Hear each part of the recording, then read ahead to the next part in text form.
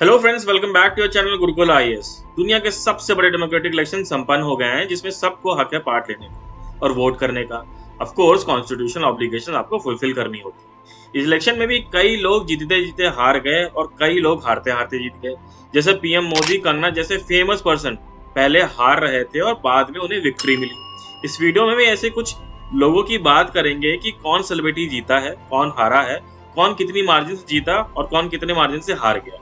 ऐसे अनगिनत सवालों के जवाब लेके आया हूँ, but before we begin please subscribe to our channel Gurukul IAS. इससे आपका कुछ नहीं जाता, बट हमें काफी मोटिवेशन मिलती है कि आपके लिए ऐसे ही अनरिचिंग कंटेंट लाते रहें। तो शुरू करते हैं पीएम मोदी से। प्रधानमंत्री नरेंद्र मोदी ने उत्तर प्रदेश की वाराणसी लोकसभा सीट पर कांग्रेस के अजय राय को 1.5 लाख से अधिक मतों से हरा दिया है। ये उनकी वाराणसी की तीसरी जीत है, हालांकि वोट के अंतर में अब तक की सबसे छोटी जीत है। वहीं दूसरी ओर कांग्रेस सांसद राहुल गांधी, जो केरल के वायनाड और उत्तर प्रदेश की रायबरेली सीटों से चुनाव लड़ रहे थे, वो अपनी दोनों ही सीटों से चुनाव जीत गए हैं। वायनाड में राहुल गांधी ने सीपीआई की एनी राजा को लगभग 3,64,000 वोटों से हरा दिया है। वहीं रायबरेली में उनके अपोनेंट थे बीजेपी के दिनेश प्रताप सिंह, उन्हें भी उन्होंने हरा दिया है। अखिलेश यादव ने अपने प्रतिद्वंदी भाजपा के सुब्रत पाठक को लगभग 1,70,000 मतों के अंतर से हराया है। वहीं उनकी पत्नी डिंपल यादव ने भी मैनपुरी सीट जीत ली है। उनके चिर प्रतिद्वंदी थे बीजेपी के जयवीर सिंह। फेमस सेलिब्रिटी कंगना रनौत हिमाचल प्रदेश के अपने गृहनगर मंडी से भाजपा के टिकट पर चुनाव लड़कर राजनीतिक सुर्खियों में आई। एक उल्लेखनीय शुरुआत में उन्होंने कांग्रेस के विक्रमादित्य सिंह को 74,000 वोटों के बड़े अंतर से हरा दिया है। वहीं फेमस एक्टर अरुण गोविल, जो कि पौराणिक टीवी श्रृंखला रामायण में भगवान राम की भूमिका निभाने वाले, भाजपा के टिकट पर उत्तर प्रदेश के मेरठ से चुनाव लड़े। शुरुआती असफलताओं के बाद उन्होंने समाजवादी पार्टी की उम्मीदवार सुनीता वर्मा को तकरीबन 10,500 वोटों के अंतर से हरा दिया है और जीत हासिल की है। दूसरी ओर बीजेपी के ही रवि किशन गोरखपुर की सीट जीत गए हैं। उन्होंने सपा की काजल निषाद को हरा दिया है लगभग 1 लाख वोटों से। वहीं हेमा मालिनी 2 बार मथुरा से एमपी रह चुकी हैं और अब तीसरी बार भी बन गई हैं। उन्होंने कांग्रेस के मुकेश धनखड़ को लगभग 3 लाख वोटों से हरा दिया। अब बात करते हैं Manoj Tiwari, the singer come politician की, जो बीजेपी की नॉर्थ ईस्ट दिल्ली की सीट से लगभग 1.5 लाख वोट से जीत गए हैं। उनके प्रतिद्वंदी थे कन्हैया कुमार कांग्रेस से। इन्होंने काफी सुर्खियां बटोर रखी हैं पास्ट में अपने बयानों से। वहीं शत्रुघ्न सिन्हा फिर से जीत गए हैं 50,000 वोटों से। इन्होंने तृणमूल कांग्रेस की तरफ से चुनाव लड़ा था और असनसोल की सीट पे। दूसरी ओर राज बब्बर गुरुग्राम से चुनाव हार गए हैं। को हराने वाले हैं बीजेपी के इंद्रजीत सिंह, जिन्होंने लगभग 80,000 वोटों से इन्हें हरा दिया है।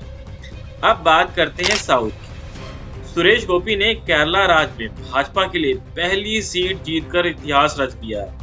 इन्होंने सीपीआई एम के सुनील कुमार को लगभग 74,000 मतों के अंतर से हरा दिया है। अभिनेता से नेता बने इस अभिनेता को अपने प्रतिद्वंदी के 3,37,000 मतों के मुकाबले 4,12,000 मत मिले। अच्छा, ये ध्यान दीजिएगा कि Suresh Gopi was also nominated Rajya Sabha MP from 2016 to 2022। अब बात करते हैं यूसुफ पठान, द क्रिकेटर। पश्चिम बंगाल के बहरामपुर लोकसभा क्षेत्र में पूर्व क्रिकेटर और तृणमूल कांग्रेस के उम्मीदवार यूसुफ पठान ने एक चौंकाने वाले बदलाव के साथ जीत हासिल की। पठान ने अपने निकटतम प्रतिद्वंदी को तकरीबन 85,000 वोटों से हरा दिया है। चुनाव आयोग के अनुसार पठान को लगभग 5.25 लाख वोट मिले, जबकि कांग्रेस के 2 बार के सांसद रंजन को 4,39,000 वोट मिले। तो यहाँ भी पठान ने आते ही छक्का मार दिया। अब बात करते हैं कुछ फेमस पॉलिटिशियंस की। भाजपा की दिग्गज नेता स्मृति ईरानी, अर्जुन मुंडा, अजय मिश्रा टेनी और कैलाश चौधरी उन 18 केंद्रीय मंत्रियों में शामिल हैं जिन्हें 2024 में लोकसभा चुनाव में हार का सामना करना पड़ा। 2019 में राहुल गांधी को हराकर अमेठी लोकसभा सीट से जीतने वाली ईरानी कांग्रेस उम्मीदवार और गांधी परिवार के करीबी किशोरी लाल शर्मा से लगभग 1,67,000 वोटों से हार गई। वहीं केंद्रीय गृह राज्य मंत्री अजय मिश्रा टेनी, जिनके बेटे को अक्टूबर 2021 में लखीमपुर खीरी में हुई हिंसा के सिलसिले में गिरफ्तार किया गया था, समाजवादी पार्टी के उत्कर्ष वर्मा से लगभग 34,000 की मतों से हार गए। विजेताओं में केंद्रीय गृह मंत्री अमित शाह ने गुजरात की गांधीनगर लोकसभा सीट पर जीत हासिल की है। उन्होंने अपने निकटतम प्रतिद्वंदी कांग्रेस के सोनल पटेल को लगभग 7.5 लाख वोटों से हरा दिया है। तो एक तरीके से उनकी लैंडस्लाइड विक्ट्री थी। वहीं परिवहन मंत्री नितिन गडकरी ने अपने निकटतम प्रतिद्वंदी कांग्रेस के विकास ठाकरे को 1,37,000 वोटों से हराकर नागपुर लोकसभा सीट पर जीत हासिल की, जबकि वाणिज्य एवं उद्योग मंत्री पीयूष गोयल ने 3.5 लाख की वोटों के अंतर से मुंबई नॉर्थ की सीट जीत ली है। Central environment minister Bhupendra Yadav ने अपना पहला लोकसभा चुनाव लड़ते हुए राजस्थान के अलवर में कांग्रेस के अपने निकटतम प्रतिद्वंदी ललित यादव को तकरीबन 48,000 वोटों से हरा दिया है। अच्छा, आपका क्या मानना है कि ये सेलिब्रिटीज लोग जो चुनाव लड़ते हैं, क्या इनके पास इतना टाइम होता है कि अपनी कॉन्स्टिट्यूएंसी में आके काम करें, लोगों से मिलें, उनकी मुश्किलें समझें, उनके लिए काम करें? क्योंकि ये सभी लोग का तो प्राइमरी काम नेतागिरी तो है नहीं। ये लोग अपनी एक्टिंग या प्रोफेशन पर ध्यान देते हैं और वहीं से ज्यादा पैसे भी कमाते हैं।